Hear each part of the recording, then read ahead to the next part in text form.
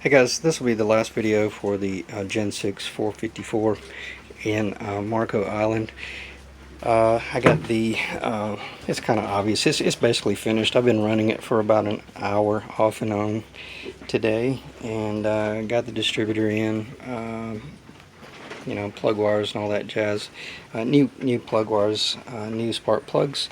All the connections are made, the wiring harness, you name it, everything's connected back. It's idling really good when you crank it up. You know, it sits there. As soon as you hit the key, it fires right up. I don't have a laptop and the program by which to plug into this and do the real precise timing. So what I always do is there's a guy that the owner, the owner of the boat knows here in Naples or Marco, that has those programs and stuff, and he's also a marine mechanic, I believe, here, or a builder or whatnot.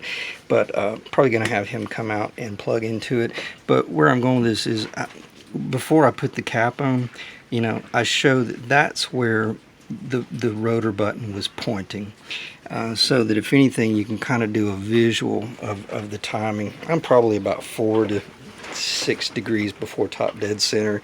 Hyper-eutectics, you don't want to open them up too wide, and this is a pleasure boat. He's going to be tooling around under probably 3,000 RPMs. I've already run it up to like 3,500 RPMs and just let it sit there, and sounds good. You know, sounds nice and tight, real nice and smooth.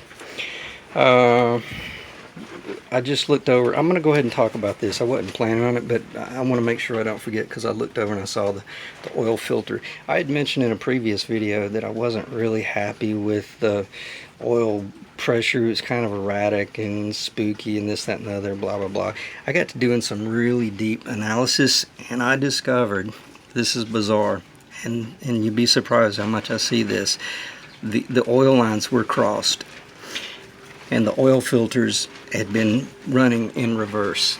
Now, it'll work and the engine will run, but I do know of an engine that failed in Fort Lauderdale, and we discovered that the oil lines were crossed, and I don't know, you know, because it burned up lower bearings, and what's really spooky, the exact same thing with this one. Now I've already changed them, and just to make sure I wasn't, you know, seeing something in the dark, I took the oil filters off on both engines, and when you turn the engine over, the oil should be coming out this side. In other words, if this oil filter was connected to just to the block, the oil comes into the filter on the outside perimeter, and then it goes through the filter and then comes up through the center of the oil filter and returns to the engine. In a remote oil cooling system, it comes out of the engine. Typically it comes out of the engine right here. I could follow that down. If you crank it up, that's where the oil would come up, and it comes in, and even has an arrow right there that shows you that's the end.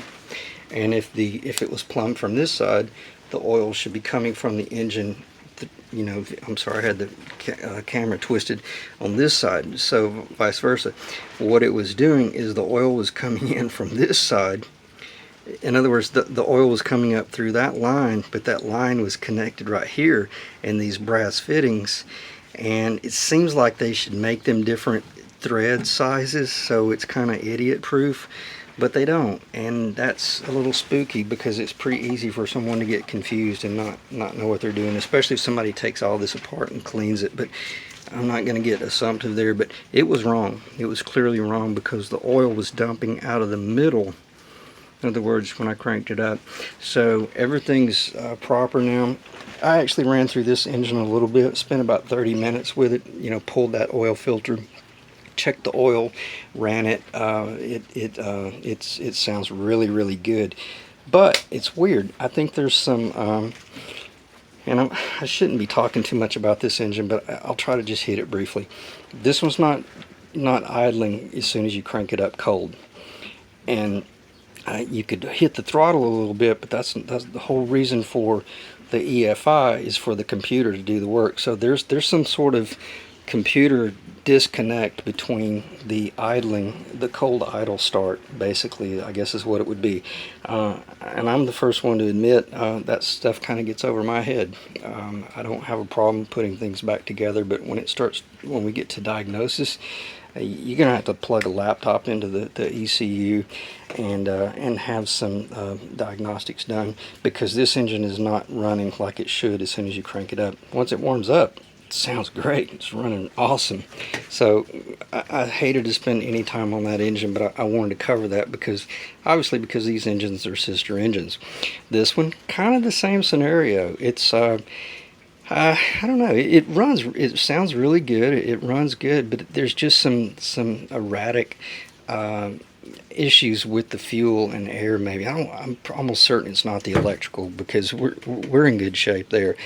But again, you know, when the client gets his buddy out here to do the final timing, he needs to do some diagnosis on this and find out, you know, are there any other little crickets that might need to be straightened out or taken care of, because I know the engine is extremely clean internally. You know, it's not leaking or anything like that. So it runs really good, you know, once it warms up. But nonetheless, we need some more diagnostics. And I think everybody knows me by now. I prefer overkill when it comes to this stuff. Sorry about the lighting, because this sign, man, it'll blind you.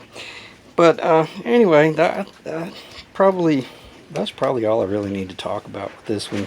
You know, everything's primed. I even burped the coolant. Got that up to par, so that's all good. Exhaust system went in. This is a really nice exhaust system. I've never worked with it before, but man, it's so simple to install compared to what I usually have to fight. They're so bad in most boats that I typically have to pull the risers. I leave the risers off, install the engine, and then I have to fight these devils, you know, working them in back here and stuff. But this has been really pleasant. And I'm getting off subject here a little bit. Maybe the sun won't blind me out. I'll tell you, let me just step back here. Let me see if I can just step up on this platform. The engine builders and mechanics will really appreciate this design. There's a hell of a lot of room, and I think this is a 37-foot boat. It's not, you know, it's not like it's a 50-footer, but my God, my personal boat is a 70s Post, and it's a pretty big sport fisher. My engines are inboard, and I used to brag about having all the space on the side of an engine that was real clear, but man, there's even more room in this boat on the outside of the engines than there is in my Post.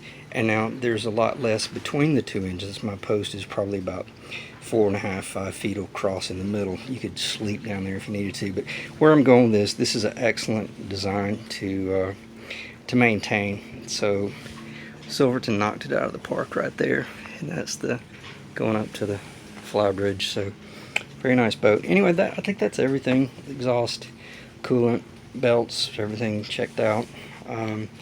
Electrical, you name it. I don't think there's anything else to talk about. It needs to be run probably 3 to 4 hours, and probably just blow the damn thing out. You know, just run some fuel through it. Just run some hot fuel, and just really get any little bit of debris that might be in there, in the injectors and stuff like that. That might solve it. But again, the diagnostics will tell. So I am going to shut the video down there. I appreciate you guys watching, but it's been a great build, and that should be it. Thanks.